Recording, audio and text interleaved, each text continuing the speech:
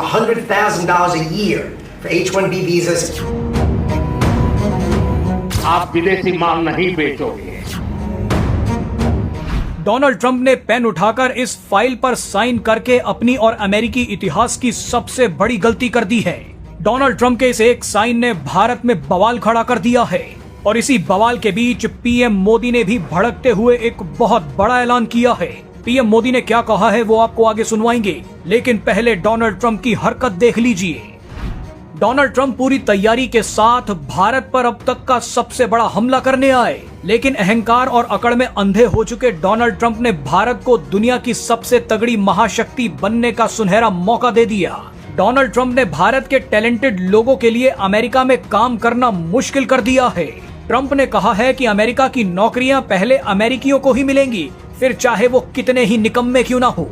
Donald Trump ने ऐलान कर दिया है कि अमेरिका अब H-1B वीजा के लिए $1 लाख एप्लीकेशन फीस वसूलेगा। $1 लाख यानी 88 लाख रुपए। अभी तक H-1B वीजा एप्लीकेशन की फीस 1 से 6 लाख रुपए तक की थी। भारत के खिलाफ एजेंडा चलाने वालों ने मजे लेने शुरू कर दिए कि बताइए पीएम मोदी के पक्के दोस्त ट्रंप ने तो भारत को धोखा दे दिया। लेकिन आप ये जानकर हैरान हो जाएंगे कि अमेरिका का ये फैसला अमेरिका को ही हमेशा के लिए डुबो देगा और भारत को अमेरिका से भी आगे बढ़ा देगा। दरअसल H-1B वीजा को भारतीयों के लिए मुश्किल बनाकर अमेरिका ने गलती से ही सही, लेकिन भारत पर बहुत बड़ा उपकार कर दिया है। ये घटना भारत की तरक्की में नया मोड़ और नई रफ्तार ला सकती है, क्योंकि H-1B वीजा की फीस को 88 लाख रुपए करके अमेरिका ने भारत के सुपर टैलेंट को भारत में ही रहकर काम करने के लिए प्रेरित कर दिया है। डोनाल्ड ट्रंप ने इस फाइल पर साइन करके ग्लोबल टैलेंट के लिए अपने देश के दरवाजे बंद कर दिए हैं। ये भारत के लिए इतिहास का सबसे सुनहरा मौका हो सकता है,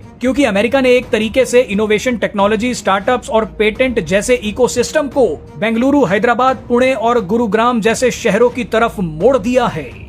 अब भारत के सर्वश्रेष्ठ डॉक्टरों, इंजीनियरों, वैज्ञानिकों और इनोवेटर्स के पास भारत के विकास और प्रगति में योगदान करने का अवसर है। भारत का टैलेंट अब अमेरिका नहीं बल्कि भारत को आगे बढ़ाएगा। आपको बता दें कि भारत पिछले साल H-1B वीजा का सबसे बड़ा लाभार्थी था। अप्रूव्ड वीजा में 71% वीजा भारतीयों के थे, जबकि 11.7% चीन के। भारत की IT और टेक कंपनियां हर साल हजारों कर्मचारियों को H-1B वीजा पर अमेरिका भेजती हैं, लेकिन अब इतनी ऊंची फीस पर लोगों को अमेरिका भेजना कंपनियों के लिए फायदेमंद नहीं होगा, जिसकी वजह से भारतीय टैलेंट भारत में ही रहेगा। भारत सरकार और भारतीय कंपनियों को अब तुरंत बड़े बदलाव करने होंगे, ताकि टैलेंटेड लोगों के लिए भारत में ही अवसर पैदा हो और उन्हें भारत में ही रहकर ग्लोबल स्टैंडर्ड का वर्क एनवायरनमेंट मिले।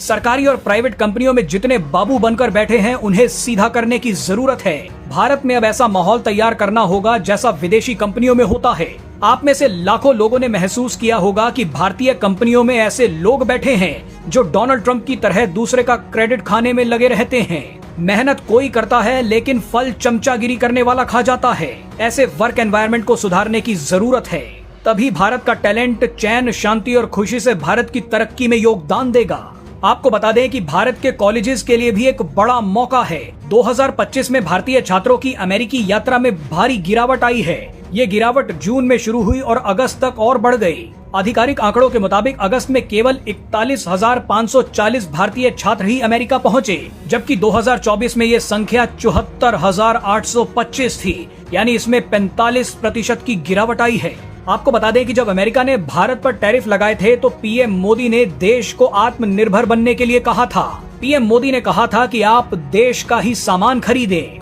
हमारा भी मानना है कि आप देश में रहिए, देश के लिए काम करिए, देश का खाइए और देश को आगे बढ़ाइए। जो अमेरिका आपके स्किन कलर की वजह से आपको गालियां देता है, उसका सामान क्यों खरीदना है? आत्मनिर्भर होने के अलावा भारत के पास कोई विकल्प नहीं है। 140 करोड़ देशवासियों का एक ही संकल्प होना चाहिए,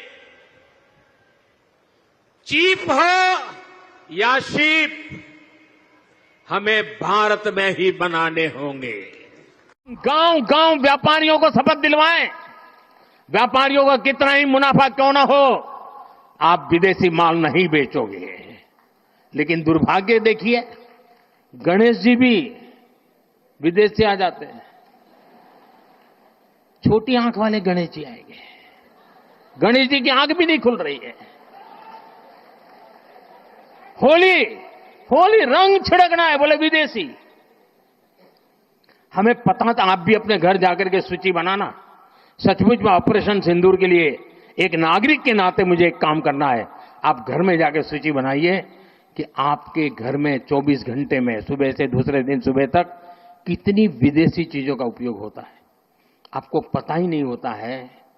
आप हेयर पिन भी विदेशी उपयोग कर लेते हैं, कंघा भी विदेशी होता है, दांत में लगाने वाली जो पिन होती है वो भी विदेशी घुस गई है, हमें मालूम तक नहीं है, पता ही नहीं है। दोस्तों,